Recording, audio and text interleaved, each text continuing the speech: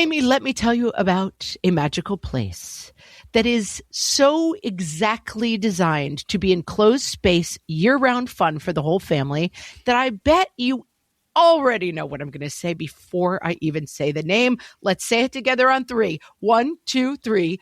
Great Wolf Lodge. You got it, Amy. My kids loved Great Wolf Lodge when we went. You probably already know that it has a huge indoor water park with a wave pool, lazy river, a bunch of massive water slides. But then your pack can hit the other attractions because, wait, there's more. Great Wolf Lodge has adventure-packed attractions like Magi Quest, a live-action game kids can play throughout the lodge, plus the Northern Lights Arcade. Spent some quality time there, so your kid who loves the lazy river and your kid who loves fantasy games will both have a great time. Great Wolf Lodge also offers great dining options and complimentary daily events like nightly dance parties, all under one roof. Unpack the car once and you're settled in to have fun. And with 22 lodges across the country, you're always a short drive away from adventure. We've both had such great times at Great Wolf Lodge, so bring your pack together at a lodge near you. Learn more at greatwolf.com and strengthen the pack. Got to keep that thought away. What fresh hell? Laughing in the face of motherhood.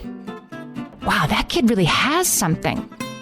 With Margaret Abels and Amy Wilson. I love watching you play. A podcast that solves today's parenting dilemmas so you don't have to. I'm doing it right for a change.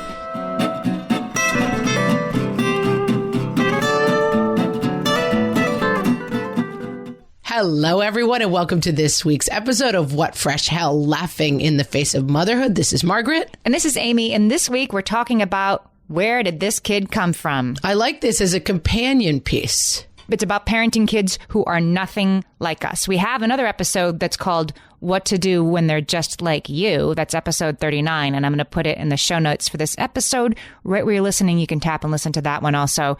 Because that was good advice when you have shockingly similar behavior in your kids that drives you nuts because it's exactly yours. This is the opposite. I had an ex once, tell me if you think this is true, who told me that the things that drive you crazy most in other people are the things that are most like you. Like your kids drive you crazy when they're most like you. Yeah, I'm going to take the other side of that and say that my kids drive me craziest when their behaviors are most baffling and unfamiliar to me, which doesn't make them wrong. Yeah. You know what I mean? It doesn't make them wrong that they're unfamiliar. The way they do things is different than me. I feel like I'm learning this like every day of my life in every way. Different is not worse. It's just different. This is true for my kids too. Yeah. I mean, I guess we're just coming to the fact that like our kids drive us batty, whether they're like us or completely opposite of us. Right. It's all horrible. It's all horrible, guys. All right. That's the episode. Great talking to you. But when you don't get where your kid is coming from, and I think we all have this in like little ways and big ways, when our kid is not like us, there's times when it's exciting. Like I'm kind of a shy person and my kid is super friendly and can talk to everyone. Or like I am completely uncoordinated and my kid's on the all-state gymnastics team. Those are times when our kid sort of being far from us is something exciting. But then there's the opposite can be true as well, that you know, I'm the most outgoing person in the world and my kid won't even look at people. Or, you know, I loved being in plays and my kid cries if she has to read out loud in front of the whole class. And that can feel a little scary, and getting stuck in figuring out why our kids are like that and how we can fix them can be a problem, I think. Yeah. And I think it's a mixed bag like most things with kids, because I do find that one of the things, you know, I had my first kid at 37, so I had a lot of my adulthood child free. And one of the things that I like about having kids is like they just open up all these doors that were not available to me before then, or that I was not availing myself of. Maybe they were available to me. But like, I always think like I'm at a pumpkin patch on a Saturday. Like it's so fun to be here, and I wouldn't be here if I wasn't here with my kids. And I think sometimes like I am walking this new personality through the world in the form of my kids is another interesting extension of that like new open doors thing. So there are definitely positives to it. Yeah, except your kid is like your heart walking around outside your body, right? And the things that are tough for them. Oh, the stakes are pretty high. We can worry about the ways that their lives will be hard. We can overthink it, I think. When a kid is not like us, we think, but you have to be like us, because if you don't keep your papers in one place, then you're never going to be able to get through ninth grade. And that's not necessarily true. Like, I have a kid who's extremely disorganized and gets A's. Like, I don't know how both of those things are true, but they are. And I've realized carefully over time, like, I have to let go of my sort of color-coded expectations for how to be organized. That is a source of friction between us, and there needs to be more organization than zero. But it isn't like, if you don't do it like me, life will not work out for you. Well, yeah, because a lot of that stuff that you have about yourself, I mean you, Amy, and I mean you, everyone on earth, is kind of an illusion of control that you have put on top of your life to feel better. And so when your kid does not do it as well, I mean, there are some practical things, like you don't want to go out with your homework every day, but a lot of the things that we're like, I control things by doing these things, it's a bit of an illusion.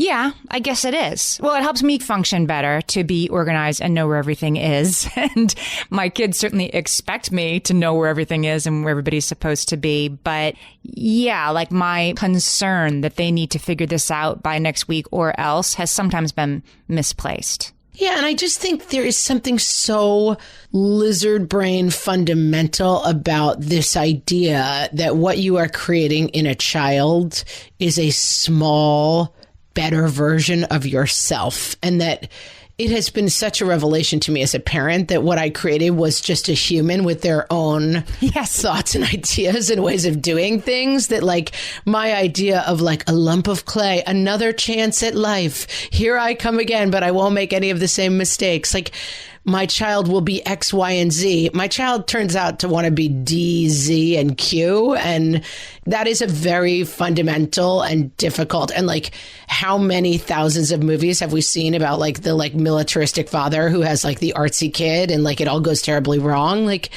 having the expectation that your child is somehow an extension of yourself, it doesn't go that great. Well, yeah. And our behaviors as parents can affect kids' outcomes. Like, this is why this matters, right? Clearly, this is a thing that we all have kids who are like, whoa, where did this kid come from? But like, when it becomes a problem is when we think that it's our job to clamp down on or encourage or sort of change the way they're wired so that their outcomes will be better. That can be counterproductive. So I want to talk about that a little bit. Okay, lay it on me. I think we can start to push back on the things in our children that aren't familiar and potentially hamper them. And I'm talking both things. I'm talking like, I have a kid who thought he wanted to audition for the school play because I thought he wanted to audition for the school play.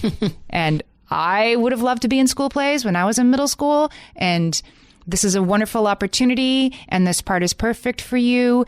And I thought that my job was, when this kid was expressing reticence about auditioning over and over again, that my job was to say, no, you can do it. No, you're going to be amazing. No, don't you see it's going to be so much fun? No, don't be silly. Right. And then finally, like, day of, my kid had to come to me sort of hat in hand and say, like, I can't do this. I can't. I was up in the night worried about this. Like, this is just not something I could do. And on top of all of that was this, I could see it was weighing on this child that they were going to let me down by not doing what I thought they should be doing because what do you mean it's going to be amazing? And so, of course, I let the kid off the hook. The kid did not audition. Like, life goes on without being in the play.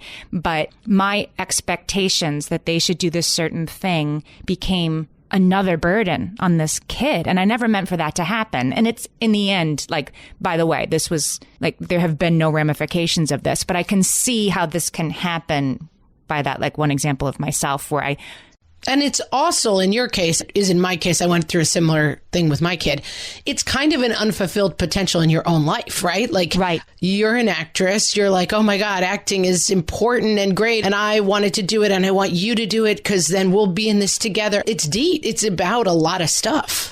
That exactly. So in my case, my grade school never did plays. And here's the reason why, because Sister Adele was in charge of the plays. And every year, like in January, she cast the play. And one year it was The Tracers of Lost Parts of Speech. It was a detective story with parts of speech. Oh my. And I was Adjective Blue. Where is this going? I had lines. I had a solo in one of the songs. I can still sing you the song. I'll spare you. But let's just say I have full recall for the traces of lost parts of speech. Thank you for sparing us. Anyway, every year, about 2 weeks before the play, Sister Adele's mother would get sick and she'd have to leave town and go see her mother and the play would be canceled. This happened like 3 years in a row. And me, like picture me, like I have my tap shoes on and my like suitcase in hand. I am ready to hit the big time. And every year that opportunity was taken away from me. And my parents, who never, actually my dad was in his high school play, but my parents had no yearnings for trotting the stage. And I did. Like I came out of nowhere for them. And I never got to do this stuff until I was in high school. So yes, it was for me when my kids get to do these beautiful middle school plays with bands and lights and sets and costumes. We live in New York City. Like we have access to people who can do this stuff with one eye closed. And it's a beautiful production. The idea that they would not want to do it, like it was the 11-year-old in me that was outraged. It wasn't their mother. It was the child in me. It was like, no, you have to do this because I couldn't. And it's so silly, but it's true. Can I just say that we need a serial style mystery unraveled podcast series that gets into what the heck was going on with Sister Adele's mom. I mean, it made me so mad. And why she only got sick 2 weeks before the play. Yeah, exactly. Every year. And what was really happening there. That is not a normal story. This podcast was supposed to be about, different kids, but instead it became an airing of grievances against Sister Adele. But I want to get to the bottom. I don't think she was that sick. That's what I'm saying. I think she just was lonely. Right. What was going on? The mom was not actually getting sick 2 weeks before the play every year. I think they had, yeah. All right. Coming soon. We'll get one of the big podcast companies on that. I'm going to start another show on this network. Because everybody wants to know what was really happening. Sister Adele's mother. A reckoning. The true story. Yeah, but it was, right. So it's all about the kid in me. It's all about settling scores for the unfinished things of my childhood. And what do you mean you don't want to do that? Of course, we all get this. This is all the college football guy who didn't make the playoffs who wants his kid to be the college quarterback, but the kid really wants to be a fashion designer. It happens again and again. Everybody, having kind of unfulfilled dreams or having dreams for your own kids or whatever it is, the story repeats throughout history. You're sort of missing the kid in front of you while you're trying to create the kid you thought you were going to have. And that's not good, right? There are a lot of grown-ups walking around who can talk about how they felt like they were letting their parents down, that they weren't on the football team or they weren't a great piano player or whatever.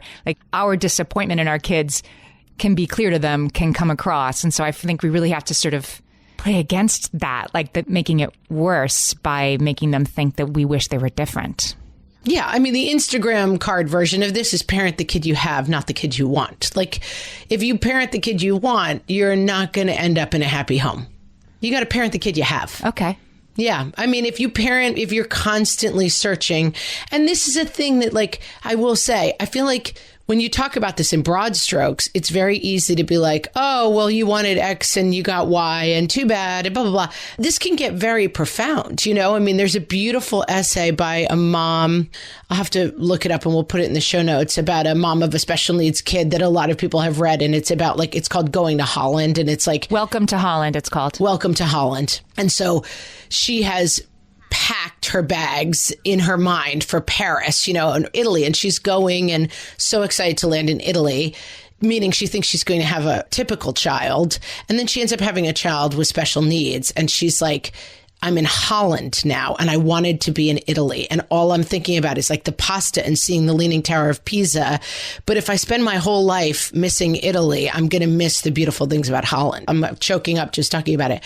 The tulips and the windmills and stuff. And it's I think that's so much of what we're getting at is seeing the child you have, but also acknowledging that making that change in your mind is difficult and challenging. Right. And not everything is this serious, right? My kid is nothing like me because he runs wild and I always sat nice when I was little. My mother tells me there are ways in which this is little and minor and not earth shattering, but I think this is one of those cases where you can start with the really big, when the differences are really big, and sort of extrapolate from that stuff that's useful to us in the little everyday ways that our kids are exasperatingly unfamiliar. For sure. Let's take a break. And when we come back, let's talk about the research on kids who are very, very different from their parents and how that relationship can play out.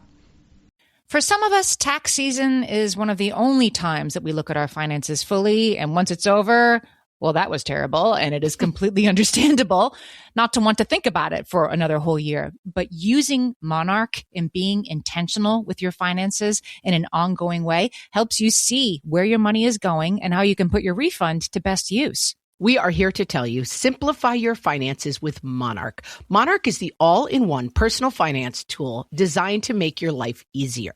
It brings your entire financial life, budgeting, accounts and investments, net worth, and future planning together in one dashboard on your phone or laptop. Feel aware and in control of your finances this tax season and get 50% off your Monarch subscription with code FRESH.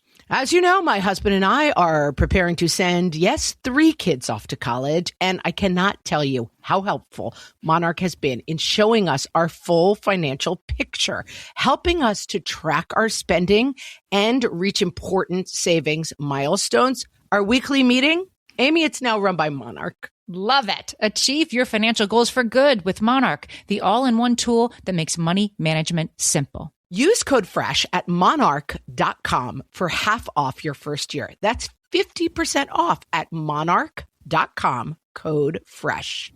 Big Deal brands are up to 25% off right now at Designer Shoe Warehouse. You're not going to want to miss this. These brands almost never go on sale. At DSW, we'll give you something to brag about.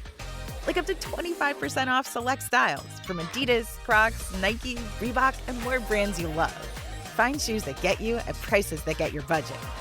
Save today at your DSW store or DSW.com. DSW, let us surprise you.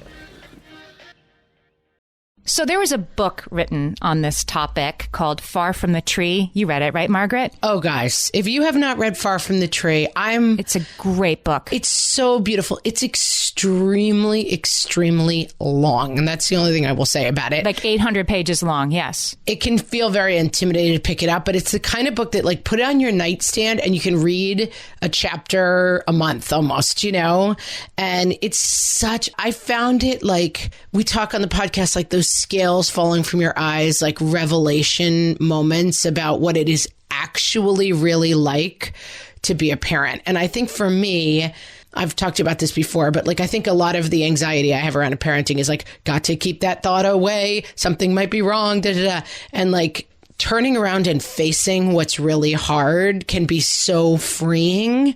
And this book is about people in all sorts of different situations, some of them in very, very difficult situations.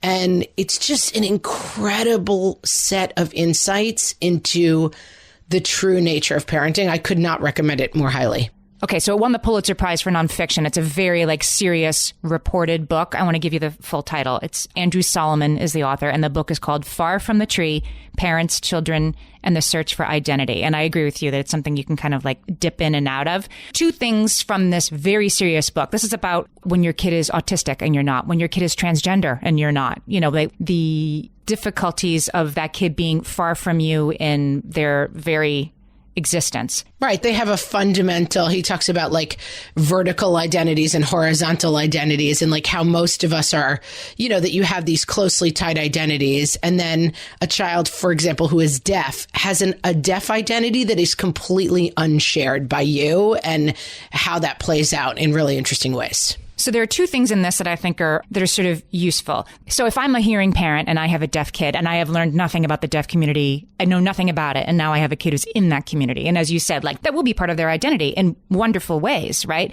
But as a parent, it can be difficult when your kid is different from you in a way that will probably stigmatize them, in a way that, at least from where you're standing, will make their life more difficult. And the isolation that you fear that they are going to suffer, and the isolation that you are already suffering because of your worry and your uncertainty, can become the problem, can be almost a worse problem than my kid can't hear, than is the worry and the fear and the what will become of this child that can result. And so there's a lot of talking about that in the book.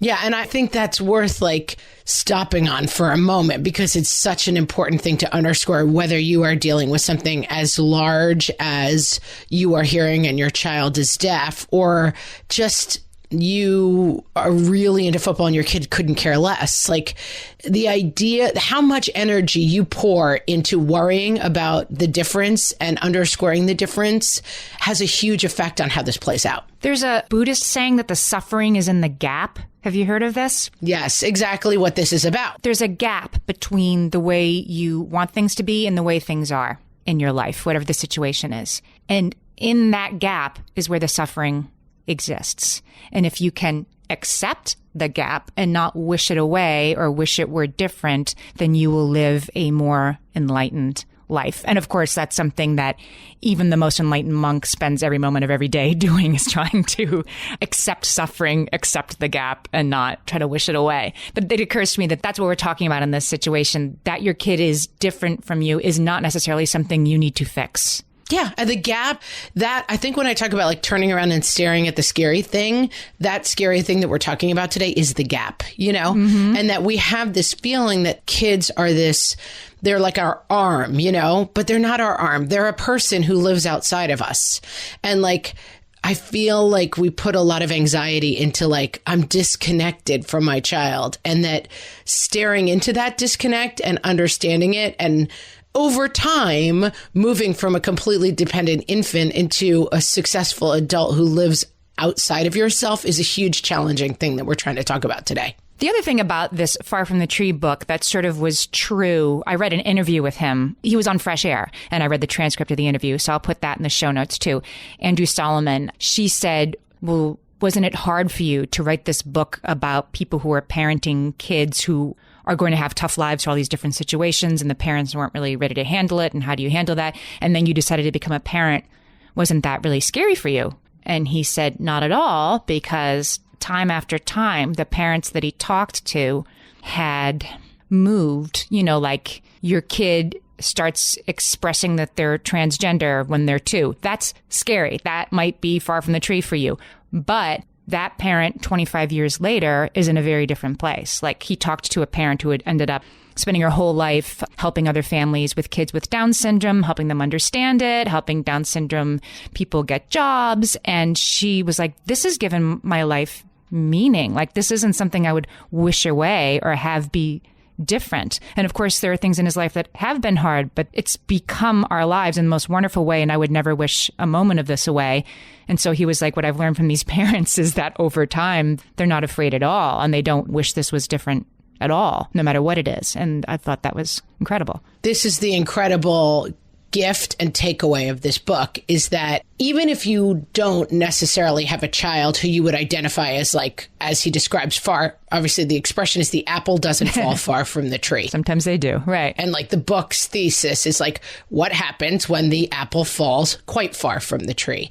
And even if you don't have a child that you would identify as being far from your tree, who has a sort of like, okay, I can actually write in the blank space what their difference is from our family or from myself, the book is still so insightful on this thing of like, how it turns out is the ride you're on. And like this book purged me of so much anxiety and fear because of exactly what Amy's saying, which is like this idea that like, but if it doesn't all go perfectly, I'm a failure as a parent and everything in my life will turn dark and miserable. In fact, the lesson of the book is quite different from that, that like whatever happens with your child is the journey that you guys are on. And like, it's just a very kind of accepting, beautiful thing. And then in some ways, walking the straightest path through life. There's a golfer whose name is Ernie Els, and he and his wife have a child with autism who is nonverbal and has, you know, a lot going on that's quite difficult. And I read an interview with the mom, and she said it in such a beautiful way that she was saying, like, they founded this school and they work with all of these families with kids with, you know, very profound autism who struggle. And like their life is now kind of partially devoted to this world. And she's like, I'm wealthy. You know, she's a very attractive woman. I'm married to this very successful golfer. And she's like, I now realize that my life could have just been this kind of easy walk through this like very calm wood. And instead, we took this detour that I would have held away from myself with everything I had if I could have chosen not to have it. But instead, it's put us on this much more profound path. And my life has more meaning than it would have ever had in the calm wood. And like, it sounds a little pablumy, but it's so deep. Well, let's flip it around. Let's talk about when your kid, the way that they're nothing like you is a way that's remarkable to you, and that maybe you're a little daunted by it, but it is something that is clearly there that you just don't know like where it fell from out of the sky. Like a prodigy. Yeah, like a prodigy, or just I'm thinking of like one of my kids is an extremely... They've always been able to talk very well for their age. They've always been able to talk to adults much better than their age. And this child moves through the world with much more grace and openness than I have. And adults who meet this child are always like, wow, that kid really has something. Like this kid just has sort of like a people power that they walk through the world with that I don't have. I'm a little more retiring, and I'm a performer, which sounds completely contradictory, but that's actually quite common, you know, with performers, that in real life you're kind of shy and wait your turn. But not this kid. This kid is just kind of just really charismatic, and it's a gift that I see and I admire and I'm in awe of. Do your kids have a thing like that that's like, I don't know where it came from, but I love it? Yeah, all my kids have that. I mean, daily and in big and small ways, like for sure.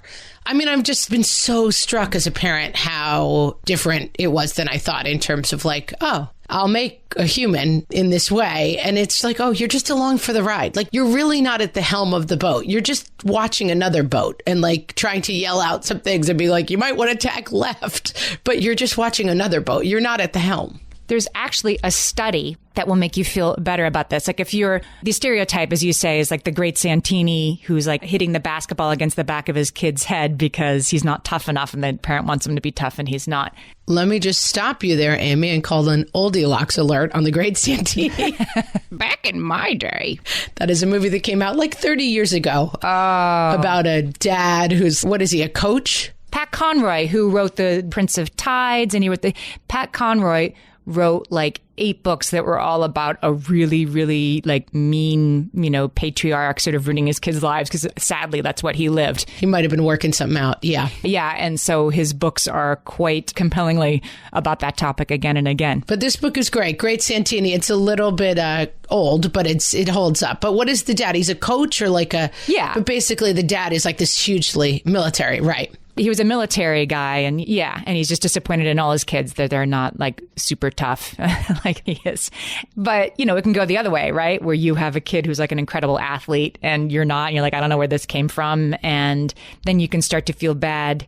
Well, there are 2 things that can happen. Either you're like, what do you play football? Don't be silly. And then, you know, then they miss their calling, or you're taking them to the football game, but you have no idea how to help with this. And you feel bad that you're holding them back, that you don't know. You can't participate in this fully. You barely even understand what they're talking about. That can actually be better for the kid. I have a study for you. All right, lay it on me. So Nicole Lavoie, get ready for this. She's from the University of Minnesota's Tucker Center for Research on Girls and Women in Sports. You should go there. You would love it there. Let's all move there. Just you. I don't want to go. She did a study that found that kids who believe their parents view them as competent athletes are more likely to stick with it than kids whose parents don't, which is obvious, right? Like they'll keep going if they think their parents think they're good. But the kids are more likely to think that their parents think they're good if their parents aren't coaching them from the sidelines or giving them a lot of advice. So yeah, because I was going to say, like, this is a spectrum. Like, you want them to think they're good, but if you're like, football's the only thing that matters, they're going to hate football. Like, there's a tricky middle there. I guess it's not even that they're going to go on to be professional athletes, but that how a adult will perceive their childhood sports experience as having been good. The biggest factor is, did my parent think I was good while I was playing? And so she argues that if you're the kind of parent who, she says, those of us who duck when a ball is thrown in our direction may find it easier to simply celebrate the best moments of a game and not enumerate the ways a child needs to improve before next week. Well, that's a big thing. And like Glennon Doyle, who's married to Abby Wambach. I don't know how you say her name. Wambach. Yeah, Wambach. Soccer player. She just wrote a piece about this, about like how her wife after soccer games is like, you did a great job. She's not like, actually, you hit it with the foot on this angle and it makes you better. Like that, we've talked about it before in the podcast, at this study that says the most effective thing you can say to your kids when they come off of a sports field is, I love watching you play. Not like, you could be better if you did X, Y, and Z. Mm-hmm.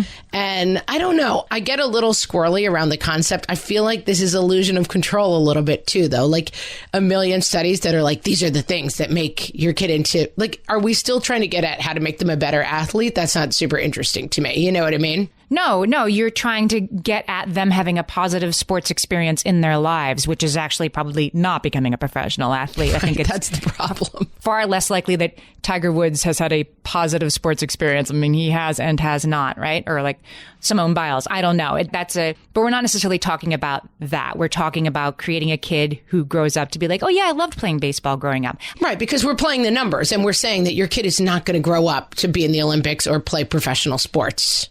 We're not even talking about that. We're just talking about how, like when a kid comes home. So I have a high school kid who's really into ultimate frisbee. Okay, like that's a niche sport, right? My kid has found that. My kid loves it with every fiber of his being. And I actually looked up an article on like, what do you do if your kid is really good at ultimate frisbee? Like, how do you support them? And it was the article was basically like, go to the games, show up and cheer, and tell other, people in your kid's presence that you love watching them play and they're really good at ultimate frisbee. Because of course, usually people are like, what? It sounds like Quidditch or something. It sounds really strange. And like, that's part of playing ultimate frisbee. You have to really not care what people think, if they think it's cool or not. But the one thing you can do for your kid is show up and tell them that you're proud of them. And it's okay if I don't understand, every nuance. I certainly can. He wants me to throw with him and I can't even. It's like trying to like throw to, an NFL quarterback. I cannot help my kid except by showing up and cheering and saying you're doing a great job and having no other expectations, which is, it turns out, the best way to make sure they have a happy life. So I'm doing it right for a change. Good job. You're just tapping out and that's going to work out perfect. All right. We'll be right back. My favorite skincare products actually feel more like self-care, like they're so nice to put on and they smell so good that I'm actually happy when I get to that part of my day. And I swear that is how I feel about Osea's anti-aging body balm. Amy, you are usually the lotions and potions queen on this podcast, but I have to say, hard agree. Osea's anti-aging body balm is a liquid silk body balm that combines the lasting hydration of a lotion with the firming power of a serum, leaving skin smoother and firmer. This body balm is clinically tested and designed to deliver visible results you can see and feel. So we've gotten to use this product for a couple of months now, and I swear I have really noticed firmer and smoother skin, like on the back of my hands. It's like getting a mini spa treatment from head to toe. Get a spring-worthy glow with clean, clinically tested skincare from Osea.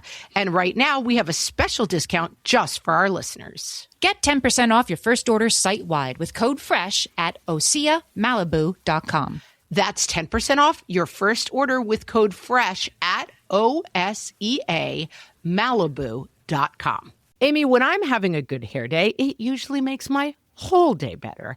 And that's why on every day, I'm taking Nutrafol. Nutrafol is the #1 dermatologist-recommended hair growth supplement brand. And it's the #1 hair growth supplement brand personally used by dermatologists. Nutrafol's hair growth supplements are peer-reviewed, NSF certified for sport, and clinically tested. Nutrafol offers multiple formulas for men and women tailored to different life stages and lifestyle factors, so you get support that's actually right for you. Adding Nutrafol to your daily routine is easy.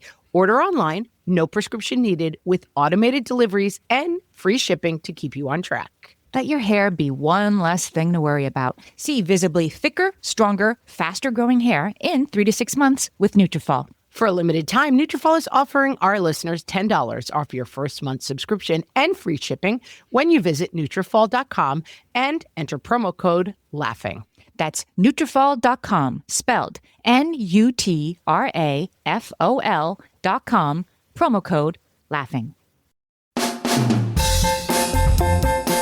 And now, how to predict exactly what kind of child you'll get. From the What Fresh Hell podcast. You and your spouse are both vegans, and you instill in your child a love of sustainable plant-based eating. One day, a neighbor will take your kid to a hockey tournament. They'll stop at McDonald's on the way home, and your kid will eat a Big Mac. It'll all be downhill from there. Your husband played semi-pro basketball in Europe, and you were on the college track team. You can't wait to have a little future Olympian of your own. Your kid? He's really into Fortnite. No, he won't even join the soccer team that plays after school on Thursdays and doesn't even keep score. Just Fortnite, but thanks. You and your partner adopt a child from a continent 6,500 miles from your home. Somehow, this child will roll her eyes at you and say, "Okay, you go ahead and think that." Exactly the same way your mother used to. It's truly uncanny. Your spouse is short and comes from a family of short people. You are medium height and come from a family of medium height people. You will have 2 petite children and then one child who's like 6'5", because maybe you had that one freakishly tall uncle. Look, we're not doctors, people. You absolutely adore your husband, but he has this one thing he does where instead of taking normal human-sized bites at mealtime, he loads up his fork like it's an industrial excavator and shoves that whole thing in his mouth all at the same time. Your children will all do this. Every single one of them. This has been How to Predict Exactly What Kind of Child You'll Get from the What Fresh Hell podcast.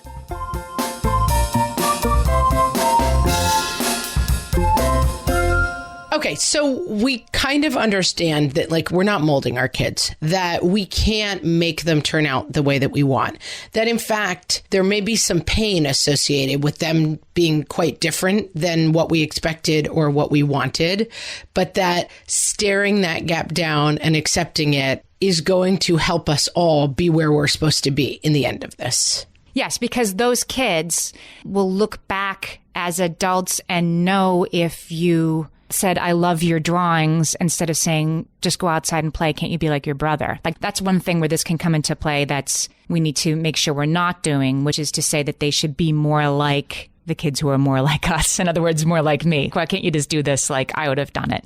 That they can take that parental disapproval on. And I have to be very careful with that with my kids sometimes. Yeah, I mean, I think this may just be my perception, but I feel like the pendulum has swung a bit from like great Santini days, where like Mad Men era, where everyone was like, drawing's not for boys, put that away and go play football. That like the pendulum has swung a little bit in the opposite direction to like, I am in charge of making sure that your whole life is fulfilled and that you always feel accepted, and that I only tell you good job and I know not to tell you how to play football, and that there is an illusion of control in that as well. That there's control of like, I can make my kid turn out to be an accountant if I want to, but that kid actually grew up to be, you know, whatever, a ballet dancer, football player.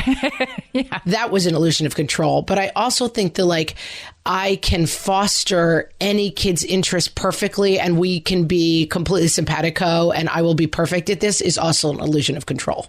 You know, I talked to a guy recently. He gave a presentation on helping your kid with their college applications. And this does relate, so stay with me. And I talked to him afterwards because I was so interested in what he was saying. I wanted to like talk to him about, you know, for the show, like having him on and what would you tell people? He's saying that if you want your kid to have a successful college application, that they have to have a passion project and that they have to start that early in their high school career. And they have to become sort of a high school level expert at something really specific, whatever it is.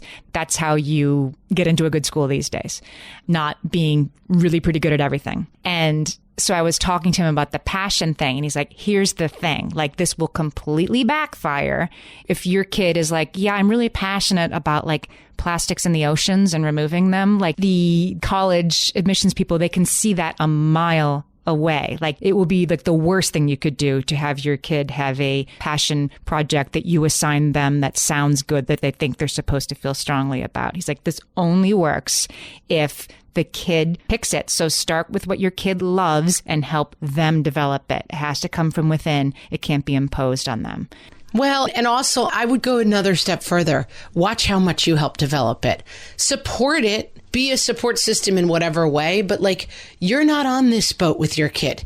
Like, you're not driving the boat. It's not like the kid's like, I'm going to start going this way. And then you jump and grab the wheel and you're like, you're right. Yeah, full speed ahead. Let's go. Like, you kind of, like, my nephew developed a gigantic passion when he was, I'm telling you, like 5 or 6 years old for World War II history. Like, rather odd, you know? But his parents certainly, when they went to the library, would help him ask the librarian, would take him, like when he was 11, his grandpa took him to Normandy to like see the beaches. Like, they certainly supported that interest, but they didn't play a huge role in it. The kid had a passion for it and pursued that passion. Even Simone Biles, who we've said, you know, she's not our touchstone. Her mom talks about the fact that like they lived in an apartment or something, and this girl was like doing backflips down the hallway, like when she was 4 years old. And they were like, okay, I think we've got to like take her somewhere and like help this happen. Certainly they drove the cars, they did this, but like, I just think we really have to watch the story about how much you are involved in this as a parent, because I think what the colleges see coming is like, your mom wanted you to build that orphanage in Guatemala. You didn't necessarily want to do that. Like, right. The colleges are seeing the parents at the wheel. It's like the today's version of like every boy has to play football is every girl has to code, I feel like girls who code. Right. STEM. Don't you want to code? That's right. You love to code, right? And my kids are like, I guess, like not really. Yeah. And yeah, you want so much for them to have that because that's what's cool in 2020, particularly if you're a girl. In fact, like, so many people of my generation, because I feel like we grew up and we were like, oh, we had to live up to expectations. And now all of my people are like, my kid's a weirdo. And it's like, okay, maybe they are an unusual child, but like, let them be who they are. Like, don't make them a weirdo because that's what you think is different than holding them to certain standards. Like, right. Maybe your kid wants to be an accountant and you want them to like start an alternative ballet company. Like, it's just about taking your hands off the wheel, I think, more than it is about being like, with this correct phrase, you can make your kid turn out the right way. Just like it's not our job to fix the gap between us and our kids or make it smaller necessarily. It's not our job to help them get to anything. Okay, let me give you a quote because it's what you're saying, but it's in a psychotherapy kind of speak. Dr. Vinoda Jolie, she's a psychotherapist, and she says a child needs a parent's unconditional acceptance to develop their autonomy. So I'm listening to what you're saying, like, right, they need our acceptance and their goal is autonomy. They don't need our over-engineering to develop what we think they're supposed to be, even if it's different from us. Same from us, different from us. It's letting that develop in its own way. I guess that's true. Yeah, but even that I'm going to push back on a little bit. A child needs a parent's unconditional acceptance to develop their autonomy. Disagree. I think a child develops in the kiln in which they are raised, and the idea that there is a way, like, children are forged in an environment. Children don't live in a vacuum, you know? And like some people, there is a certain amount of resistance that develops skills, you know? There is a certain amount of like, listen, I've made the joke before that like my kid, I'm like, you can go to gymnastics once a week. And if that's as good as you'll ever be at gymnastics. Like, so that my point of view is pretty strong that like, I don't want to be a parent driving you to gymnastics meets for 5 hours on the weekend. But is it possible that in the friction of that resistance that my child will be like, I have a gigantic passion for gymnastics and I'm going to drive this home to you to the point where you're going to end up driving me to meets 5 hours away? It is possible. You know, like, I think this idea that like there is an ideal environment in which things are created is incorrect. Well, like Simone Biles' mom drove her to meets because she couldn't not. She had no other choice. But what? But you're saying there is another choice. I don't think that I owe it to my child to give unconditional acceptance to their love of gymnastics. I don't believe that. I have 3 other kids. I have a life. I have a job. I have other things I want to do. I do not in any way believe that like my child who is quite a good gymnast and has a passion for it, that I need to immediately offer unconditional acceptance of that skill. Like, Well, you accept the skill, but they're developing their autonomy. Like maybe if a kid really wants to do it, I'm thinking of somebody I knew who wanted me and my friend, who's a theater director, to tell her daughter that she couldn't be a professional dancer when she grew up because that wasn't practical and it wasn't a happy life. She was telling like a professional actor and a professional director, tell my daughter that she can't do this. And I was like, I'm staying out of this. Yeah. My friend had the right answer. She's like, I think that if you really, really want to do this, that there's nothing that's going to stop you and that you could love it. It would also be a hard life. And if you have a lot of reservations about that, then that's okay. But if you really, really want this, nothing will stop you. So it occurs to me, like, if your kid wants to be a gymnast, he's going to be like, well, you know, Bryce's mom says that I can go with him on Tuesdays. Like, your kid will develop their autonomy. Yeah. You can accept that you're not accepting that he's good at gymnastics. You're not accepting that he isn't sitting still and instead of doing backflips in the backyard. I think it's different to accept your kid for who they are than that I must like rewire our entire family structure to run every hobby to the max. I don't think that's what this is about. Yeah, I just really push back against the idea that the parent almost has this big a role in it. You know what I mean?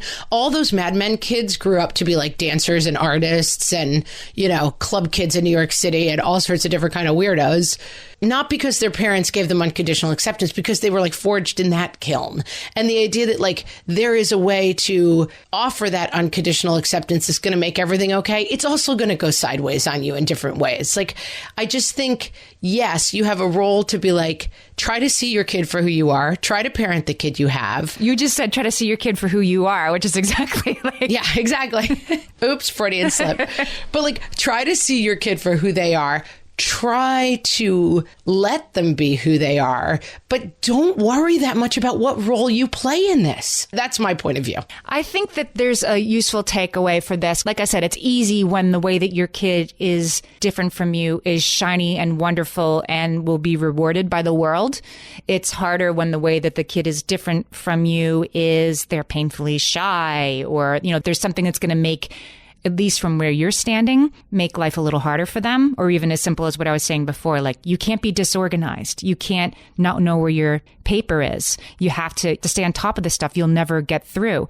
But they do. And you have to, in those situations, like if you have a very shy child, get over yourself, get over projecting your own stuff onto that and see, like, my child is a keen observer. Right? My child is a really good listener, that there are positive things in that. My disorganized kid, it's like, wow, my kid can really keep track of a lot of things at once and has a brain that is clearly more higher functioning than mine because this child knows where everything is and doesn't need a system, just knows. So like, wow, that's a really, really smart kid I have there, instead of trying to increasingly clamp down on, but your life will be hard unless you use these folders.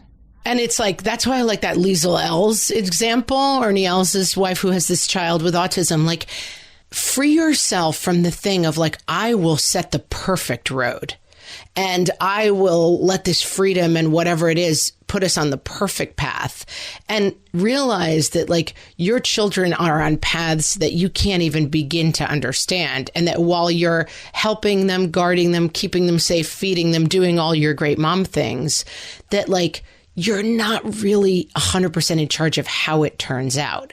And that the path that you're resisting in favor of the perfect path may be the right path for your kid. And it's not as scary as you think. It's not as scary as you think. You solved it. There you go. Solved it, guys. Solved it. I love this topic. Please read Far From the Tree. And then if you want to call me and talk about it for 9 hours, I'm available for that. It'll take you like 18 months, but you'll clear your schedule for 2022. Yeah, it'll take you a long time. So, but oh my gosh, I'm obsessed. So good. Life-changing. We want to hear about how your kids are nothing like you. And there's a bunch of ways you can tell us. You can come. I'm going to start with something else this week. You can come to Instagram, Margaret. We are on Instagram. We have What Fresh Hellcast, and we love communicating with our listeners over stories and things like that. So come find us there. We are always on Facebook at What Fresh Hellcast. Join our group and come to whatfreshhellpodcast.com and find all the cool research from this episode and lots of interesting links this week. And do us a favor, subscribe to the What Fresh Hell podcast. If you're listening and you haven't yet subscribed, go and subscribe to the podcast. That way you'll keep up and make sure you get all of our episodes. It's called different things in different apps too. Like I noticed in Spotify, it's called follow. Basically, it just means we want you putting us in your phone or wherever you listen so that when there's a new episode, it shows up right away. So you don't have to go looking for it. It's just there for you. Guys, for sure, you should do that. For sure. Okay, guys, that's it for this week. We'll talk to you next time. Thanks for listening. This is a Monday.com ad. The same Monday.com designed for every team. The same Monday.com with built-in AI, scaling your work from day one. The same Monday.com with an easy and intuitive setup. Go to Monday.com and try it for free.